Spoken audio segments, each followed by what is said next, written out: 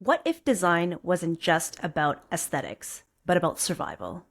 What if interior design could determine whether someone heals or returns to crisis? This next month of Do Her Thing is a little different because this time we're not just talking about reinvention, we're designing it. Do Her Thing has always explored how people redesign their lives after disruption, after trauma, after identity shifts, after everything falls apart. Over the next month, we're asking a harder question. What does recovery actually look like in a physical space? What does dignity look like in a room? What does safety feel like when someone has just left the hospital and they have nowhere to go? Imagine this. A mother and her child leave an emergency room late at night. She's exhausted, she's overwhelmed, she may be fleeing intimate partner violence.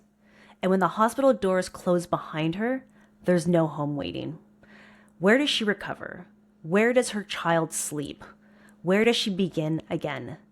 This question isn't abstract, it's urgent. This limited edition of Do Her Thing is being called Designing Recovery in partnership with Interior Design at the Creative School at Toronto Metropolitan University, which transforms the classroom into a site of inquiry, research, and public scholarship.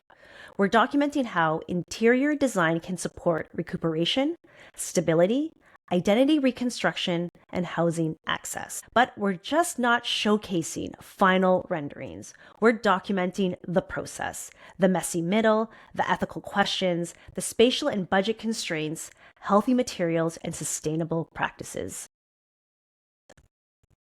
Now, we know we can't design in silo, as this is a multi-collaborative social justice studio, working alongside a Toronto women's shelter and architects and residents specializing in wellness architecture. Together, we're developing trauma-informed recovery spaces, both short and long-term, designed to enhance health, stability, and reintegration. These environments are not temporary band-aids. They are designed interventions, designed to restore autonomy, designed to reduce re-entry into crisis, designed to say, you matter. We often think of design as visual, but this special edition asks us to see it as ethical, to see interiors as systems of power, to see housing as healthcare, to see design as infrastructure for dignity. Do Her Thing has always been about redesigning identity.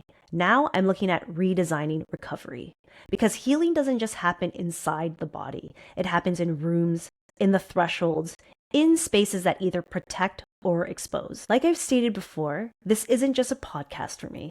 It's a space where people most affected are heard and inform the design process. If you care about equity, healthcare, housing, architecture, or the future of design education, this conversation's for you. Stay tuned for Designing Recovery, where design becomes a method for healing and education becomes a site of change.